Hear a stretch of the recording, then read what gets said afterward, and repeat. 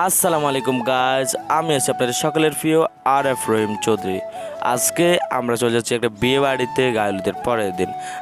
আগে বলে দিচ্ছি, এই ভিডিওটা কিন্তু শুক্রবার দিন 6 তারিখ, আর ওখানে কিন্তু আজকে 16 তারিখ, মানে অনেকটা লেট হয়ে গেছে, 10টা দিন late. I am very sorry. তো গাইজ, আজকের ব্লগটা দেখতেছেন, আমরা সব কিছু প্যাকেটিং করে আমি আমার বন্ধুরা সবাই মিলে আমরা চলে যাচ্ছি। তার এখানে চলের জন্য একটু দাঁড়ালাম।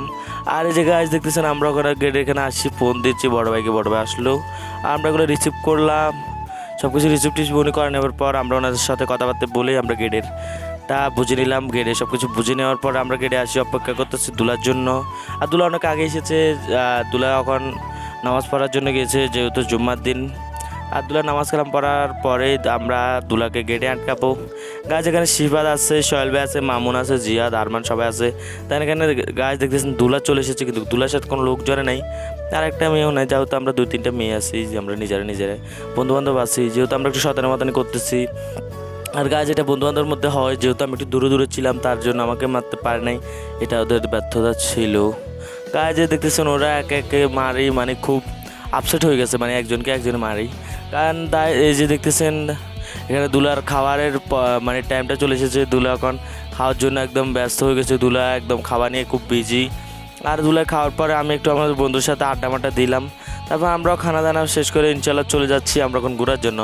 কাজে আমাদের ঘোরার গন্তব্যটা ছিল আমরা আমাদের কাছে যে নতুন ব্রিজটা, মানে চলে ব্রিজের এখান থেকে যাব, কিন্তু ওদের প্ল্যান শেষ হয়ে যাওয়ার পর আমরা কোথায় যাই সেটা দেখতে থাকুন। আর গাইজ আমরা কিন্তু খুব জোরে টানতেছি না, স্লোতে টানতেছি। তারপর ওরা দেখতেছি আমাদেরকে খুব পিস করে দিচ্ছে, তারপর আমরা ওদেরকে টানে একদম, মানে ওদেরকে পিস করে আমরা চলে এসেছি ব্রিজের এখানে। তারপর এখানে দাঁড়াবার পরে আমরা সিদ্ধান্ত করি সবাই মিলে যে আমরা এখন কী দিব, কী দিলে কী ভালো হয়। ওদের সাথে কথা বলে দেখি আমরা এখান থেকে কোথায় যাব। আর ওরা বলছে মোসাপুর যাবো, যেহেতু মোসাপুরের অবস্থা তোরা ভালো না, আমরা একটু দেখে আসি। আর আমি বলছি ওকে চলে যাও, তাহলে আমরা সবাই একসাথে যাই। আর এখানে দেখতেছি আমাদের এখানে বাড়ির পাশে ছোটো ভাই বড়ো ভাইরা এখানে এসে ঘুরতেছে।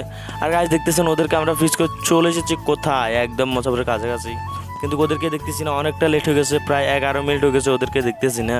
দেন আমরা এখানে বসে থাকার পরে দেখতেছি ওরা আসলো, আর আসলেই আমাদেরকে ফিস করে দিবে, আর মানে ওরা নিজেরা প্ল্যান করতেছে আমাদেরকে ফিস করে দিবে।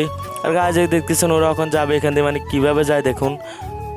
তো দেন দেখতেছেন আমরা এখানে চলে এসেছি এখন সেনাবাহিনী ক্যাম্প, মোসাপুর সেনাবাহিনী ক্যাম্পের এখানে। আর এখানে আছে যারা শহীদ হয়েছেন তাদের, এখানে মুক্তিযোদ্ধাদের কবর, যারা শহীদ হয়েছেন মুক্তিযোদ্ধাতে।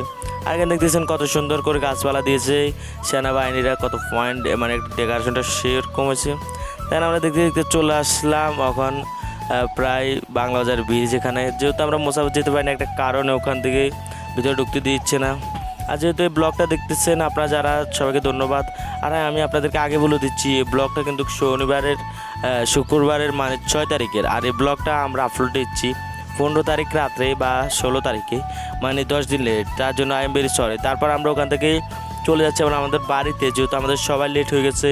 আর যেহেতু আমাদের সবার মানে ব্যবসা প্রতিষ্ঠান আছে বা সবার একটা জব আছে, সেজন্য অনেক লেট হয়ে যাচ্ছে। আর আজকের জন্য যারা ব্লগ দেখেছেন তাদেরকে অসংখ্য ধন্যবাদ।